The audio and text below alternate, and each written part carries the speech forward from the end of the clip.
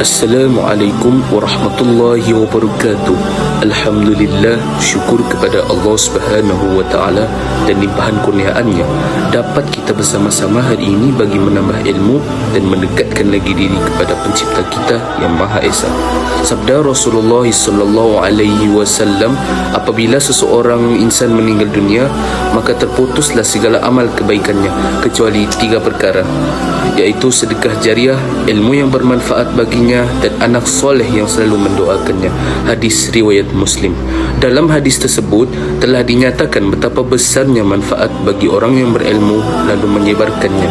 Justru itu, kami hari ini ingin mengambil peluang untuk menyampaikan satu ilmu yang bermanfaat bagi kita, yaitu prinsip syariah dan etika Islam dalam sains, teknologi dan kejuruteraan. InsyaAllah, mari kita sama-sama mendengar dan kita amati apa yang akan disampaikan nanti, InsyaAllah.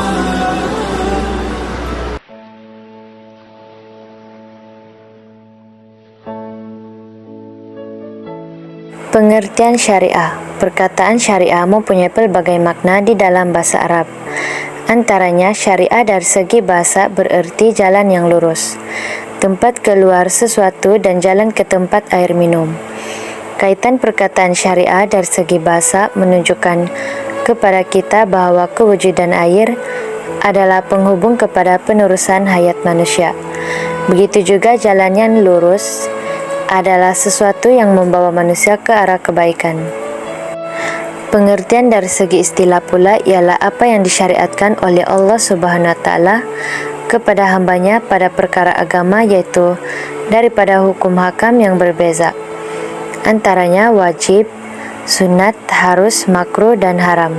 Samada ianya diambil dari Al-Quran ataupun sunnah Nabi melalui kata-katanya ataupun perbuatannya ataupun ikramnya. Hukum hakam tersebut dinamakan sebagai hukum syariah dari sudut kelurusan dan kejelasannya. Tidak bersimpang siur dan tidak mempunyai sebarang kesamaran yang diragukan. Ia juga disebut sebagai ad-din dari sudut kepatuhan hamba kepadanya dan disebut juga sebagai millah dari sudut ianya berlegar di sekitar manusia. Seterusnya, saya akan menerangkan mengenai prinsip syariah di dalam Islam. Prinsip syariah ini terbagi kepada 5. Yang pertama yaitu Rabbaniyah, kedua Wasatiyah, ketiga Tawazun, keempat Mizan, dan yang kelima adalah Mutlak dan Murunah. Bagi prinsip syariah yang pertama yaitu Rabbaniyah yang bermaksud ketuhanan. Prinsip ini menjelaskan bahawa syariah Islam adalah dicipta dan disusun oleh Allah Subhanahu wa taala. Ianya meliputi aspek akidah, ibadat, dan muamalat seiring dengan keperluan manusia. Apa yang perlu kita ingat dalam prinsip Rabbaniyah ini adalah seluruh ciptaan alam adalah milik Allah Subhanahu wa taala, termasuk diri kita sendiri yang bersifat sebagai hamba. Oleh itu, kita perlulah mengabdikan diri kepadanya. Seterusnya, prinsip syariah yang kedua yaitu Wasatiyah yang bermaksud kesederhanaan. Kesederhanaan dalam syariat adalah memberi makna segala hukum hakamnya yang bersifat sederhana. Wasatiyah boleh berlaku pada perubahan dan penyesuaian tertentu pada pelaksanaan hukum mengikut keperluan yang tertentu. Sebagai contoh, pelaksanaan solat fardu. Sebagai umat Islam, solat fardu ini adalah satu ibadah yang amat dituntut bagi setiap individu. Jadi, tidak kira apapun yang kita lakukan, solat fardu wajib untuk dilaksanakan. Sebagai contoh, kita bermusafir dari satu tempat ke satu tempat melebihi 2 marhalah. Pelaksanaan solat fardu boleh dilakukan secara jamak dan kasar. Hal ini memberi kelonggaran kepada kita bagi melaksanakan solat fardu. Seterusnya, saya akan menerangkan mengenai prinsip syariah yang ketiga, yaitu tawazun yang bermaksud keseimbangan. Keseimbangan dalam syariat bermaksud segala kandungannya adalah mengimbangi antara keperluan manusia di dunia dan di akhirat. Sebagai contoh, manusia diminta untuk mencari rezeki bagi menyara hidup diri dan keluarga. Namun begitu, dalam waktu yang sama, rezeki yang dicari itu perlu dicari secara cara yang halal, baik, dan dilaksanakan secara paling terbaik. Kesannya, di akhir bulan gaji yang diperolehi, pahala juga akan diganjari dan pengurusan kerja dihargai.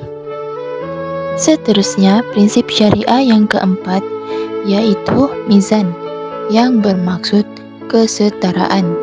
Kesetaraan dalam syariat terlihat dalam hukum hakam yang memberikan nilai yang selayaknya bagi sesuatu perkara.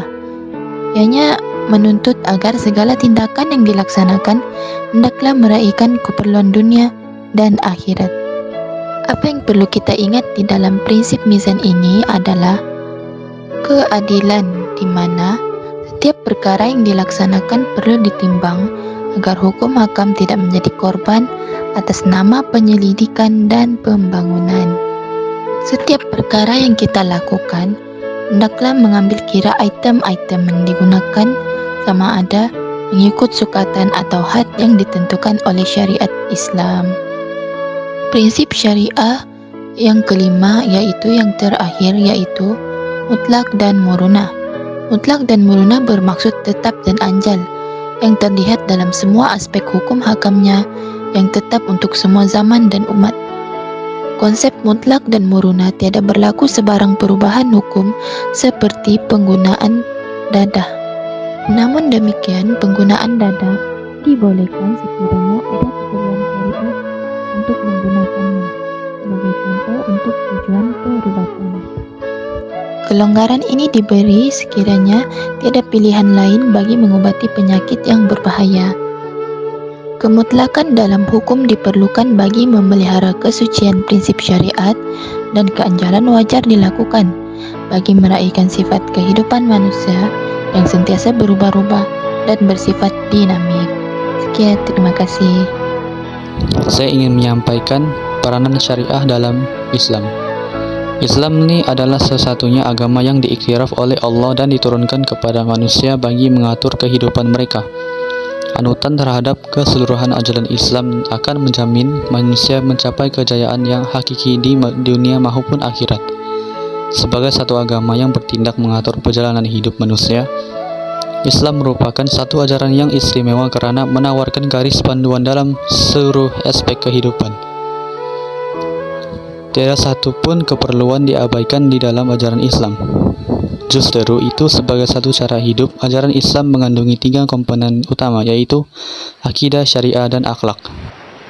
Kita masuk ke bagian isi-isi perbincangan. Peranan syariah mempunyai 6 peranan masing-masing. Yang pertama ialah memelihara agama.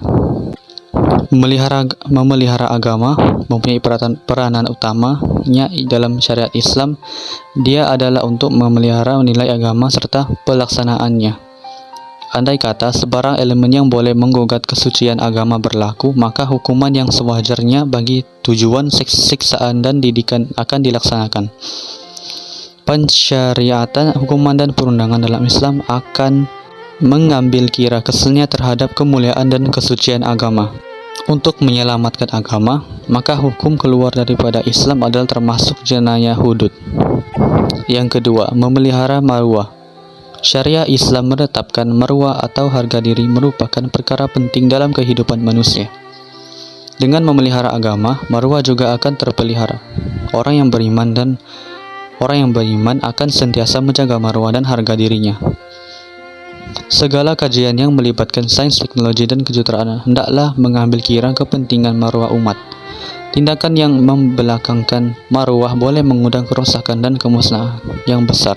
Atas nama pembangunan atau pemodenan atau penyelidikan bukan menjadi lesen untuk merobek marwah manusia atau marwah agama. Kerusakan dan kefasadan yang melanda alam ini adalah antaranya punca daripada kealpaan para saintis, teknokrat, dan juruterap terhadap nilai marwah manusia. Hukum hakam dalam syariah Islam memandang serius terhadap tindakan yang boleh merosakkan dan menghancurkan marwah seseorang. Ketiga, memelihara nyawa. Nyawa merupakan ciptaan unik kepada kejadian manusia, menjadikan keutamaan untuk dipelihara dan melaksanakan tanggungjawab khalifah. Nyawa tidak boleh diambil kecuali atas sebab yang dibenarkan oleh syarak. Contohnya, hukum bunuh boleh dikenakan ke atas pembunuh di bawah kisas. Syariat Islam mengharuskan segala benda yang boleh menyelamatkan nyawa. Dalam waktu yang sama, ia mengharamkan segala sesuatu yang boleh merosakkan nyawa manusia. Islam juga mengharamkan bahan-bahan yang boleh merosakkan dan membunuh nyawa manusia. Contohnya, segala bahan kimia yang boleh membunuh atau merosakkan diri manusia. Sehubungan itu, Islam menggalakkan manusia mengambil sesuatu yang boleh memberikan kesehatan dan kekuatan kepada nyawa manusia. Contohnya, dengan mengambil makanan yang halal dan berkhasiat, nyawa manusia akan sehat. Keempat, memelihara akal. Akal merupakan komponen utama tubuh badan manusia. Kemampuannya tiada tolak tandingannya. Kekuatan akal mampu berpikir secara maksimal menyamai kemampuan ribuan komputer riba yang diletakkan memenuhi padang bola sepak. Akal yang sehat dijamin melalui penjagaan makanan, minuman, dan riadah minda. Islam melarang segala perbuatan yang boleh menyebabkan berlakunya kerusakan pada akal, seperti mengambil minuman yang memabukkan, pil-pil menghayalkan, dan bahan luca yang merosakkan minda. Bagi memelihara kecerdasan minda, kita perlulah menjaga akal yang cerdas dan badan yang cerdas. Segala aktiviti dan tindakan yang boleh mengancam kemampuan dan keselamatan akal adalah haram di sisi syariat Islam. Kelima, keturunan. Memelihara keturunan dalam syariat Islam ialah dengan tegas memutuskan untuk mengharamkan apa juga dibentuk tindakan yang boleh merosakkan keturunan, sama ada secara langsung atau tidak. Liwat, istamna, musaqah, mendedahkan aurat, berduaan lelaki dan wanita, zina atau tuduhan melakukan zina, bercakap atau menunjukkan aksi luca, pergaulan bebas antara laki dan wanita, bersentuhan atau bersalaman antara laki dan wanita yang bukan mahram, melihat atau menonton atau menayangkan atau melangkonkan atau mengarahkan benda yang haram seperti aurat wanita, gambar atau film luca. Hukuman bagi setiap kesalahan berikut adalah termasuk dalam kes-kes hudud atau ta'zir. Justru Islam mengisyaratkan pernikahan atau perkawinan bagi memelihara keturunan. Keenam, yang terakhir, memelihara harta. Syariat Islam dengan tegas mengharamkan segala bentuk perbuatan yang boleh memudaratkan harta seseorang atau kumpulan seperti merompak, mencuri, menyorok, membazir, dan menspekulasi pasaran modal. Islam menetapkan kewajiban mengeluarkan zakat bagi setiap muslim yang telah mencapai kelayakan. Harta yang dikumpul mempunyai hak untuk terus mendapat keberkatannya. Pencarian harta hendaklah melalui proses yang jelas halalnya, yaitu maklumat yang menjadi kaya bukan menjadi sebab untuk menghalalkan segala tindakan ke arah itu. Hukum hudud seperti potong tangan bagi yang mencuri dan ta'zir menunjukkan syariat Islam memandang serius jenayah. Bagi mereka yang sanggup mempertahankan harta sehingga membawa kepada kematian, mati syahid akhirat. Masuk kepada penutup. Syariat atau undang-undang Islam pada hakikatnya adalah sebahagian daripada undang-undang ciptaan Allah Subhanahu wa taala untuk seluruh alam ini. Ia dicipta untuk mengatur kehidupan umat manusia sesuai dan selaras dengan perkembangan dan perjalanan alam serta fitrah manusia sendiri. Allah Subhanahu wa taala yang menciptakan manusia Maha mengetahui segala kehendak dan keperluan hambanya. Oleh itu, undang-undang Islam yang diciptakan itu adalah dipatuhi dan ditaati oleh seluruh umat manusia bagi memenuhi segala tuntutan hidup mereka. Berasaskan iman kepada Allah Subhanahu wa taala, para malaikat, kitab-kitab dan rasulnya, manusia harus membangunkan kehidupan di dunia ini sesuai dengan kehendak, ketetapan serta garis panduan Tuhannya. Garis panduan atau syariah ini apabila dipatuhi akan menjamin keselamatan individu, keluarga, masyarakat, dan negara di dunia dan di akhirat. Umat yang hidup berdasarkan syariat akan mengimbangi segala tuntutan kehidupan duniawi dan rohani dengan tidak melampaui batas-batas kewajaran. Orang-orang yang beriman dan bertakwa akan tetap berpegang teguh bahwa Al-Quran dan Al-Sunnah adalah panduan hidup sejati yang menjadi benteng dalaman mereka. Mereka inilah yang mendapat kejayaan. Sebaliknya, kepada golongan yang menolak dan membelakangkan Al-Quran dan Al-Sunnah, mereka akan terus berhadapan dengan berbagai krisis moral, termasuk rasuah, penyalahgunaan kuasa, fitnah memfitnah yang seringkali berkesudahan dengan kekecewaan. Golongan seperti ini, walaupun fisikalnya nampak maju dan berjaya, namun spiritual atau rohani mereka adalah kosong dan tidak sehat. Di akhirat nanti mereka adalah golongan yang rugi. Itu saja daripada saya. Sekian dan terima kasih. Walaupun kita semua maklum terdapat banyak penghasilan teknologi terkini hasil perkembangan ilmu sains yang telah membantu memudahkan urusan kehidupan manusia, mengelak kemudaratan demi mencari kemaslahatan adalah sangat diutamakan. Yang kedua, matlamat tidak menghalalkan cara. Dalam ayat Al-Quran Surah An-Nisa ayat 135 yang bermaksud, "Wahai orang-orang yang beriman, jadilah kamu orang yang menegakkan keadilan, menjadi saksi karena Allah, walaupun terhadap dirimu sendiri atau terhadap ibu bapa dan kaum kerabatmu. Sama ada, jika dia yang didakwa kaya ataupun miskin, maka Allah lebih utama dengan kedua-duanya. Allah Subhanahu wa Ta'ala Maha mengetahui kebenaran dan apa yang lebih baik. Maka janganlah kamu mengikuti hawa nafsu karena ingin menyimpang dari kebenaran. Dan jika kamu memutarbalikkan kata-kata atau enggan menjadi saksi, maka ketahuilah Allah Maha terperinci dan teliti pengetahuannya terhadap segala apa yang kamu lakukan." Ayat ini menjelaskan kepada kita konsep amalan dan tindakan hendaklah selari dengan niat. Niat yang baik hendaklah direalisasikan dengan tindakan yang baik. Tiada kelonggaran untuk melakukan tindakan yang menyalahi peraturan dengan niat yang baik. Niat dan matlamat tidak menghalalkan cara. Sebagai contoh, Islam tidak mengiktiraf amalan sedekah yang dilakukan menggunakan harta orang lain tanpa kerelaan daripada pemiliknya terlebih dahulu. Yang ketiga, pelaksanaan kajian menepati syariat. Penerapan syariah Islam membawa manusia untuk lebih mengenali Allah Subhanahu wa Ta'ala. Namun, jika berlaku pencampuran antara halal dan haram, maka hukumnya haram. Contohnya, mencampurkan produk halal dengan haram dalam pelaksanaan sesuatu produk tidak boleh berlaku karena segala kaedah digunakan hendaklah berlandaskan kepada syariat Islam walaupun untuk tujuan kemajuan pembangunan. Akhir sekali, mencegah lebih baik daripada mengobati.